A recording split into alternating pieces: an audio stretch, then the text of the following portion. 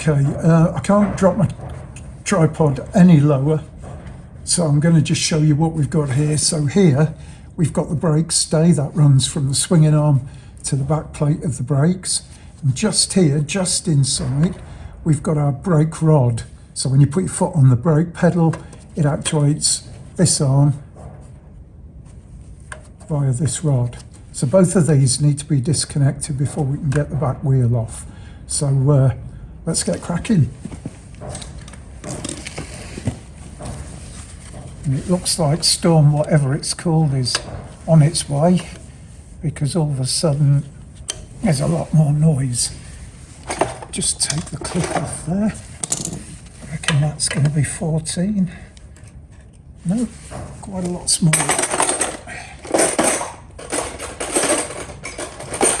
Could it be a 12?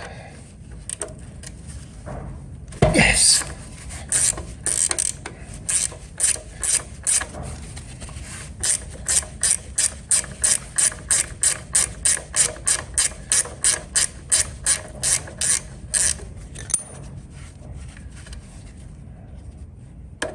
Okay, that is a washer. So let's get that off. And hopefully, yep, our brake stay can come off. So what size is that? Bigger. Is that a 14 perhaps? Yes.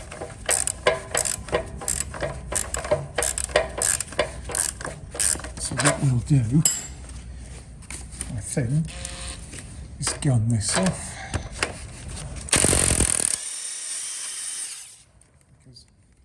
Save so much time, and we can pull this forward, drop the spring out, drop the bush out, and as you can see, that's quite tight. So it was a good job we decided to have a look at this. So that's this side complete.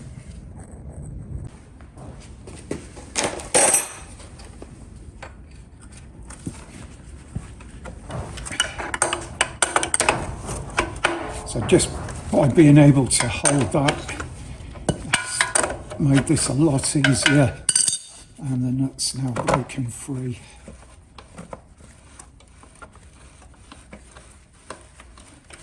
And again, I think last time I did this, I greased everything up, so we should be into a winner, folks.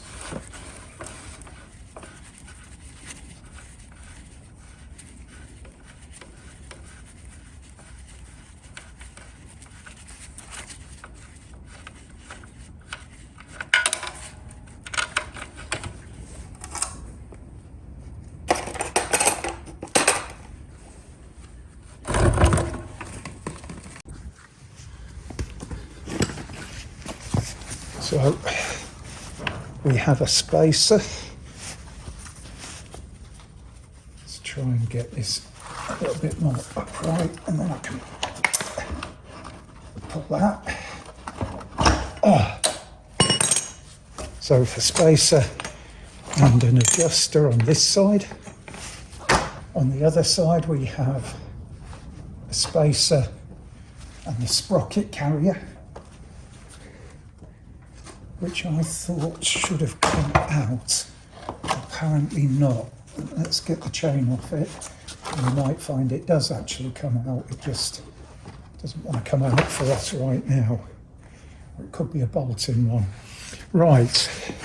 So next thing is, can I get the drum out? No. Okay, so let's get to the bench and let's crack on.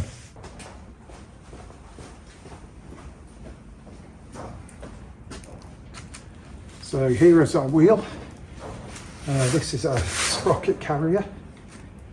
And I've kind of got a feeling that this bolts in.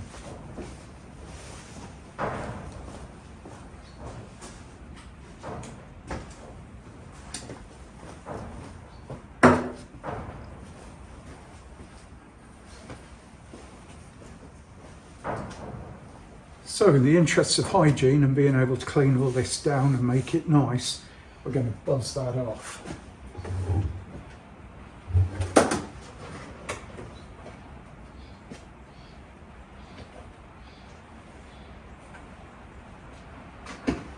I'm reckoning that might be a 19, smaller.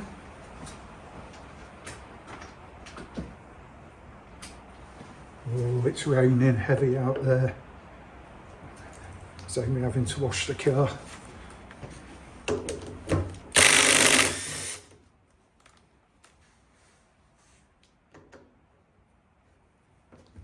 We'll put all this through the parts degreaser and make it just a bit better. Give us a chance to check the sprocket. It looks a little bit worn.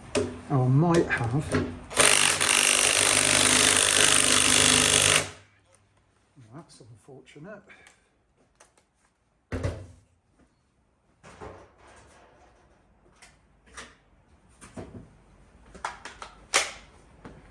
But not for me. It is unfortunate for you, bike, because we've got Big Blue.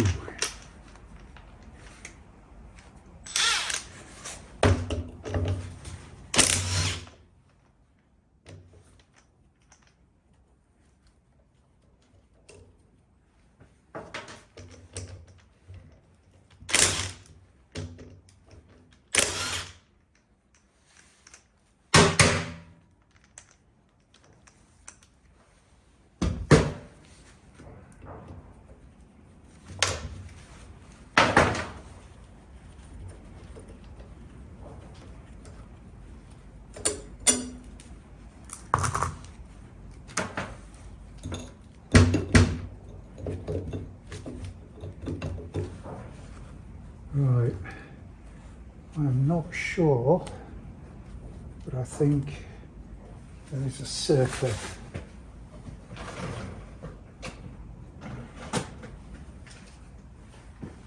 I think we have a rubber cap, because you actually screw the bearing in here, you can see the holes. And that rubber cap also covers up this big circlip, and it's at some time the circlip's broken, and yeah, that might be difficult to get off now, but we have a technique for it, which is basically called struggle. What we can do is with a small screwdriver we can get that back and behind, and then gently lever this out. I was having more success with it the way I was doing it.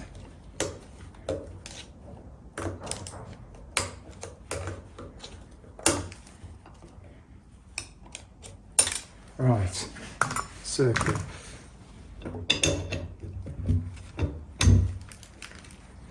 Ah, well there you go, these do come out. As you can see, they're pretty well corroded. Not too bad for the age of the bike. But we want to get all this cleaned up anyway, so that's that. Right, but the bit we actually wanted to start with is this here brake.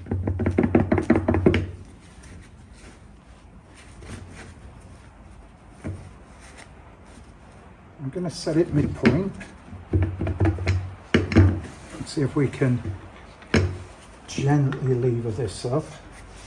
I mean gentle because we've got like an aluminium thingy, lip all the way around, and it won't be massively strong. We're getting somewhere there.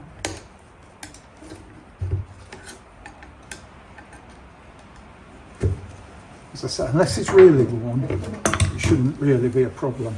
So there's our pads, our shoes. So looking at the thickness here, ooh, that's dodgy. And looking at the thickness here, we're about halfway through their life. Now I would have reused these, but what's happened here is the corrosion or moisture or whatever has got in between the pad, the shoe liner, and it's corroded, and it's just caused that to separate. So if we hadn't have done this, if we just left this, probably second time this was used, these shoes would have just fallen apart. Now, something else I've noticed, some bent over nails, flipping heck, honestly. Some bent over nails are holding these shoes in. And I mean, for me, this doesn't really get much more stupid than that. Okay, we've got to sort this out, folks. It's just crap. This is definitely the way people die. Now, I think the bearings are pretty okay, actually, in the wheel. No bearings in this hub. So what we're going to do is chuck the wheel aside and start to dismantle the hub.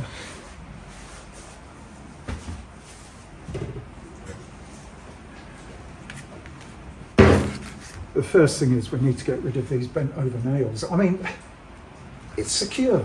You know, they really are looking quite secure to me, but why? Why would you do it? It's just crap.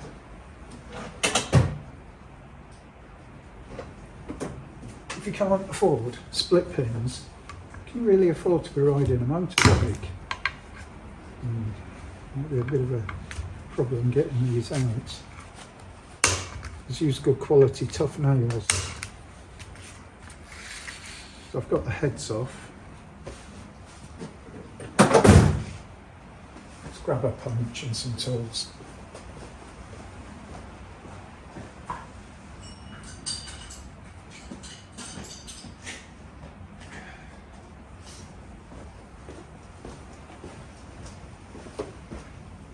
Right.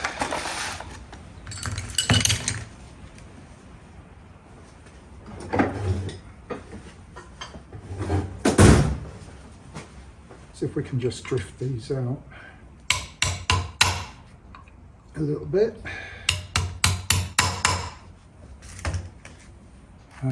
Could do with another little pop. Here's another little pop.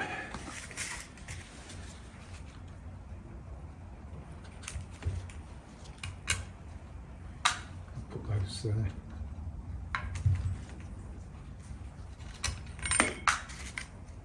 Plate. Now, how I normally do this is I will usually pull these pads apart and slip them over, because to get those springs out can be a bit of a nightmare. But as that one's almost lifted, that's that one out. I don't know if I can do the same to this. Probably can with a bit of, yeah.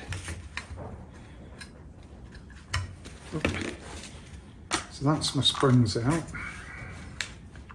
Oh, and as you can see, these should move freely, and God blimey, they're a little bit on the seized side.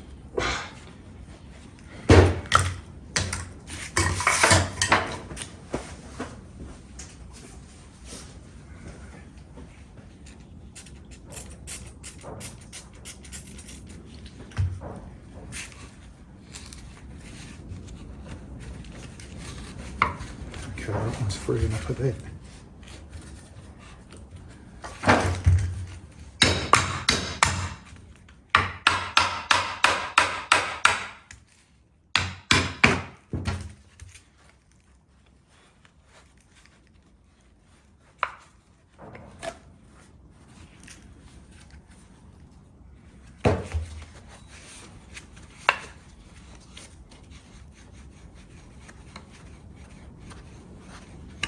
That's that one.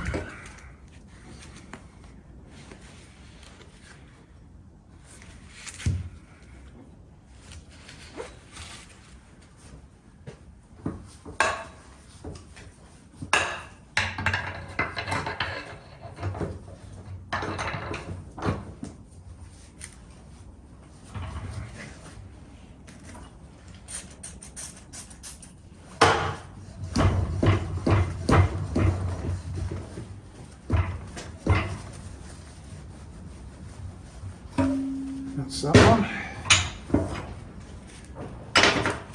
Now we need to undo and remove the arm. And what I am going to do is, before I remove that,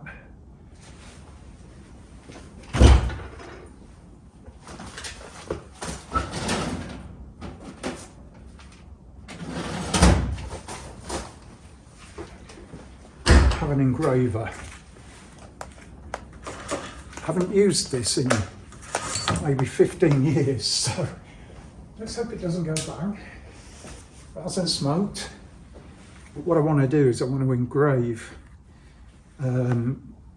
where this sits, and the reason I want to engrave it is because chances are it's going to go on the wire brush, and if I don't engrave it, then rubber washer, then the wire brush might strip it off, so I want to put quite a deep mark on it.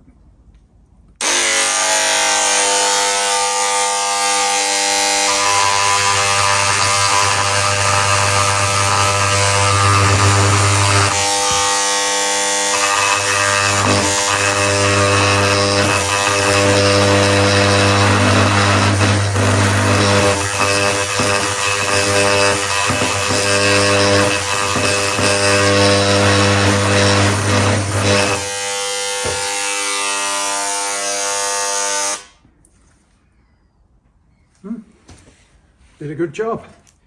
Right, 10mm. Wrong one. Up 10mm.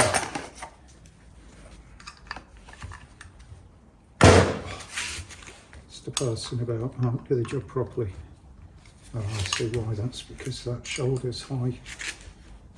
It has to be an open end.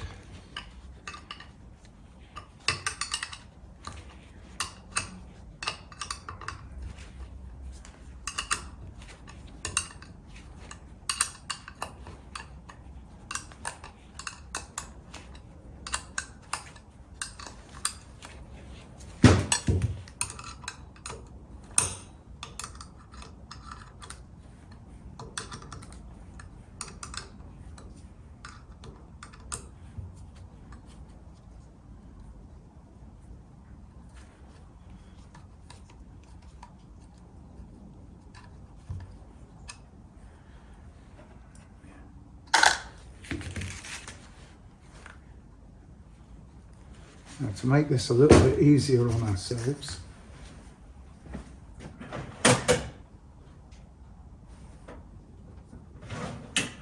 I have a few old screwdrivers that I can abuse a little bit, and what I'm going to do is tap this one through. Don't do this with your brand new snapper. By doing that, I'm opening up this joint, and hopefully by doing that, if I'm lucky, see, I can persuade that to come off. That's good. There's the arm. So what I need to do now is take that cap off, which just protects the seal underneath, and that actually looks like a felt or a cork seal. Probably have to replace that with a rubber one. A little bit of gentle tappity tap, and you can see how rusty that is. And there is that seal. Right, so we're pretty much down to our component part with the base plate.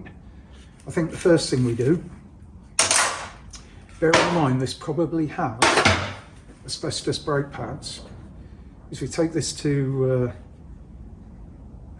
well, let's see if we can scrape some of this out. I was going to say we'll take it to the parts washer, but I really don't want to contaminate my parts washer with all this shit. I don't have a good way of doing this.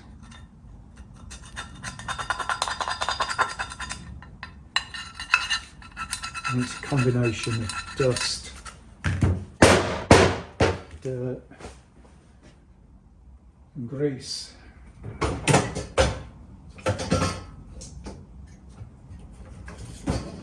So sometimes these old toothless, almost wire brushes come in quite handy, and this is one job they're good at. You know, they might not have enough oomph to do a lot of other jobs. I'll tell you what I'm going to do, I'm going to bring up the hoop. So to try and just reduce a bit of contamination, that's on.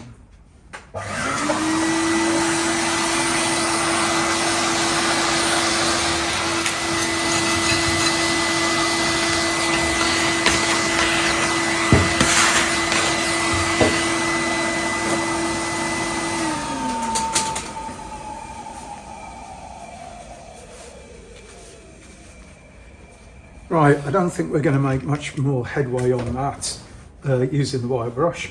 So the next thing, let's go over to the parts washer and see if we can degrease this. So it's taken a little bit of doing, but I've managed to clean up this face, the friction face of the drum, and I've also cleaned all of the dirt and debris out of the hub assembly here. So as far as the wheel's concerned, this is pretty much ready to put the brake back in. The bearings feel good, I'm happy with those. I'm not going to replace them just for the sake of doing it. So our back wheel is now prepped. Whilst I've had the opportunity, I've also gone around and just cleaned up the hub, same on the other side where the sprocket sits. Yeah, so that's done. Let's have a look at the brake back plate.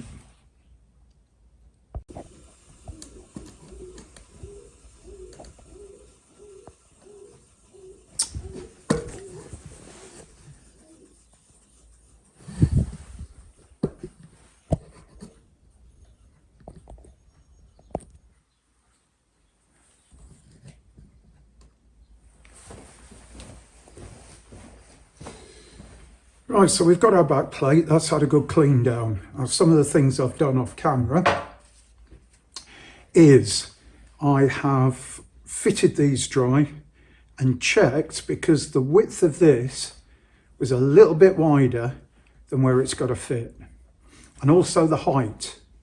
So I've taken some metal off of these faces so that that all fits in nicely. And I've greased a few things and cleaned up a lot of things. So first thing we're going to do, let's get these out of the way a second so they don't get contaminated. This is our brake actuator. Fits into the back plate. The back plate roughly sits in that orientation.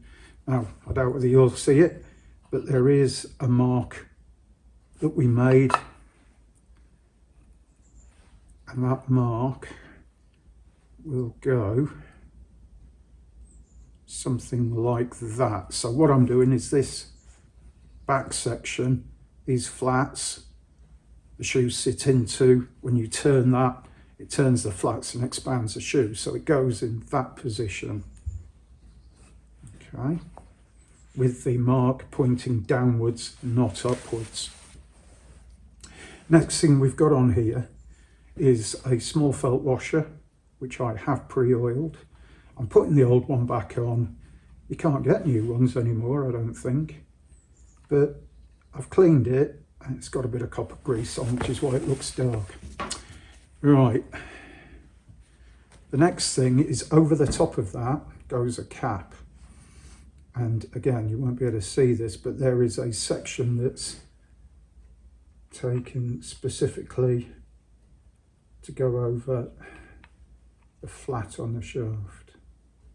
And that's going to be about there. So I need to get that lined up, otherwise I won't be able to push that down. So what I mean by the flat on the shaft is there is a spot here where there are no splines. And that's so you can always fit it on in the correct position first time without any problems. Yeah, I've probably got this totally wrong. But let's get that fitted on, and then I'll show you how we correct it. So that goes in that position because of the keyed shaft. Forget which way it's pointing at the moment. That doesn't matter. We'll get the bolt in. Again, I've used a small amount of copper grease. And really, the thing copper grease is really good for is it acts as an anti-seize. You shouldn't ever use it as a lubricating grease, but it's very, very good as an anti-seize. So it stops the metals reacting together. Just get that bolt tightened up. Now, because this is a pivot, I can just drop that round. That's how it will sit on the motorbike.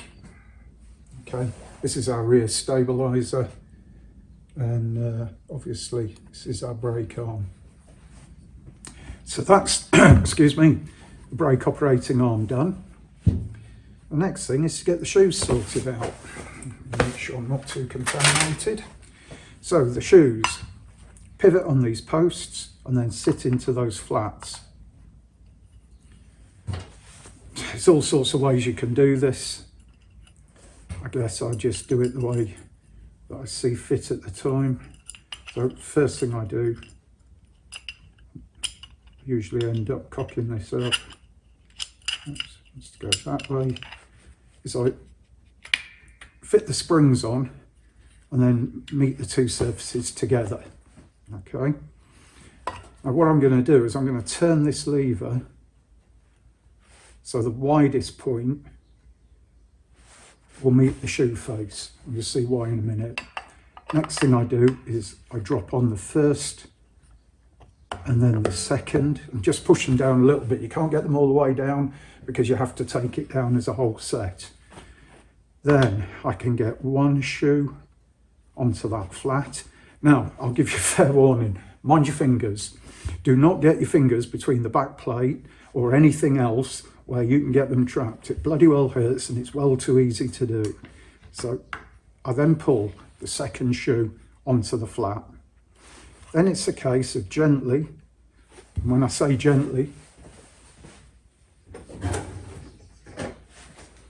I mean use some force, but not excessive, and I'm using a soft-faced hammer here.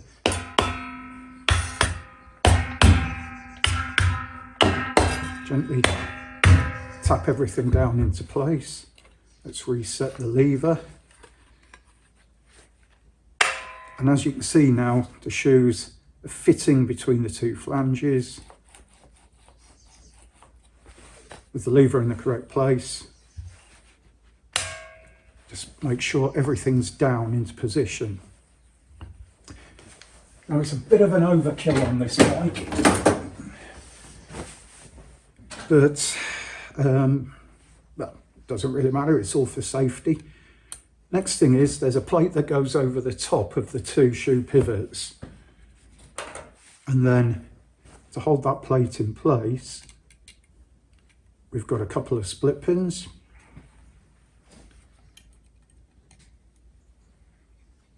What I tend to do is I'll flare the split pin like that.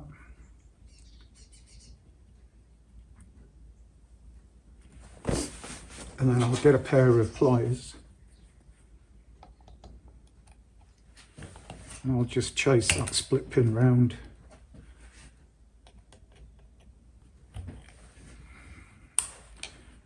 And it just makes a neat, tidy job.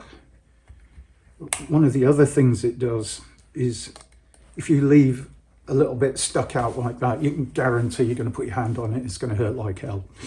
So in the interests of not marking yourself,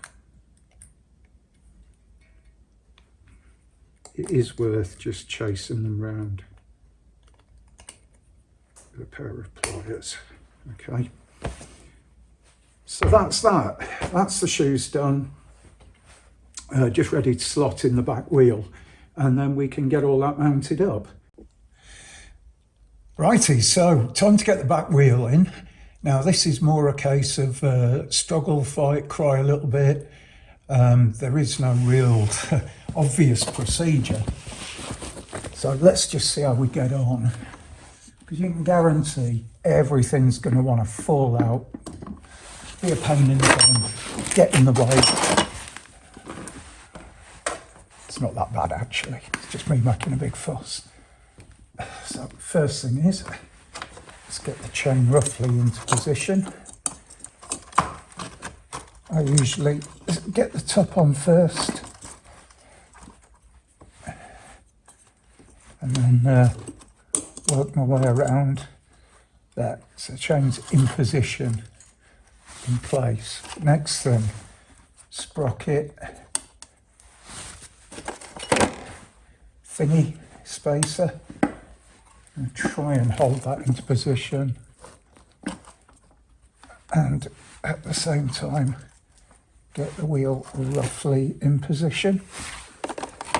then I'll put the spindle through the first bit.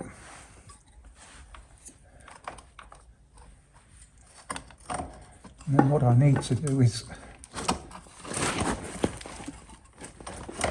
lift and pull,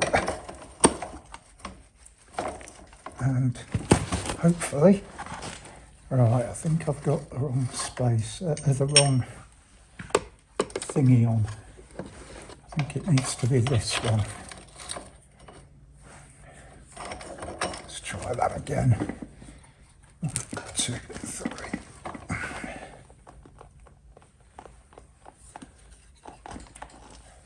Okay.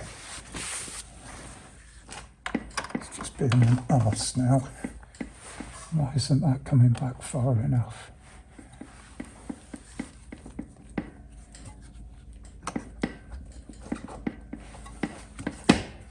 Something's not right. Let's get that out. Let's get that out.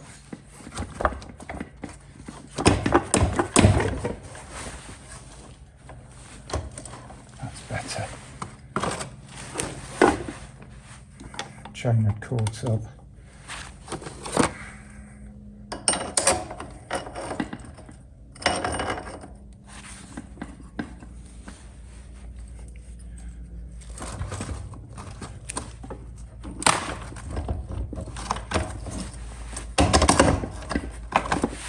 Right, so that's that. Roughly in position. So what we can now do is, this one I had a hammer.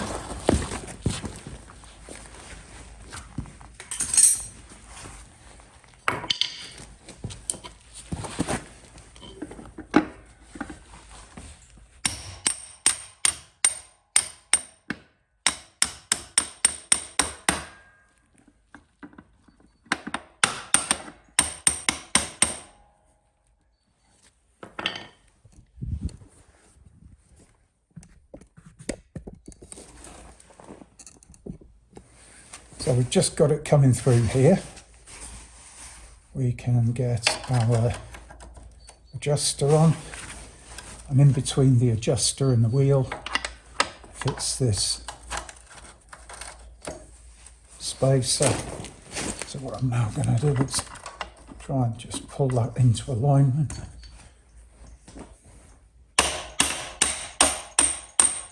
Right, we're through the spacer. It's quite a heavy wheel, this one, but if I'm lucky,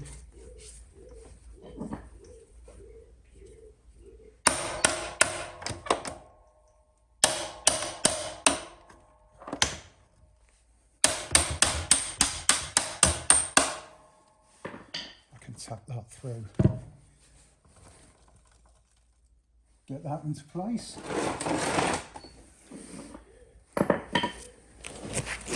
Now the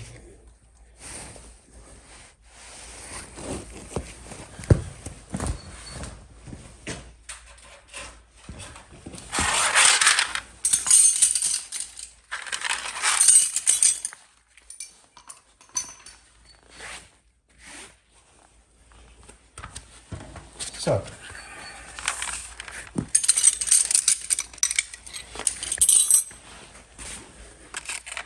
we have a rubber isolating washer, and then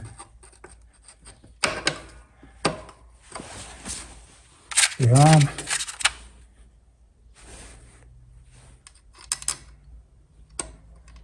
washer and nut.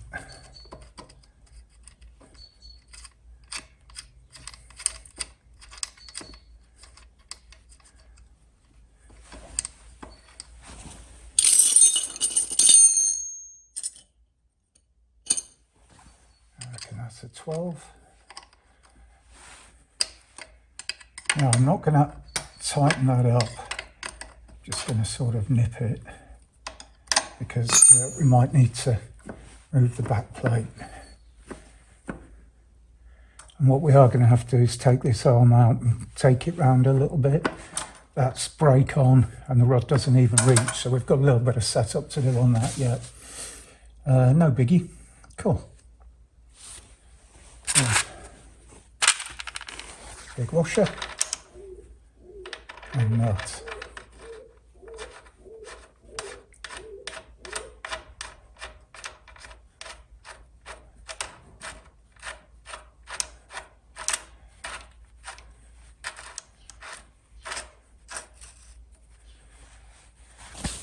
So again, not doing this up tight, but just sort of nipping it up so that when we set the wheel alignment, we've got a little bit of tension on there.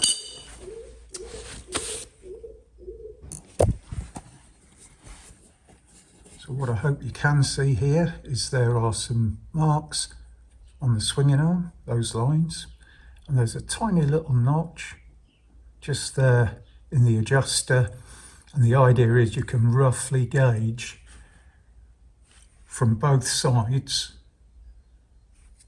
where the swinging arm should sit, maintaining decent chain tension, and then you can tighten up the big nut. Right, so there you go, back wheel's in place. It's all set up to be at equal length so the chain runs true and the bike goes straight. The torque bar for the brake is fitted, tightened up, R-clipping. The brake's been adjusted, that's going to be superb. And everything's tightened up. So that pretty much concludes all of our brake work on the old Honda. Super.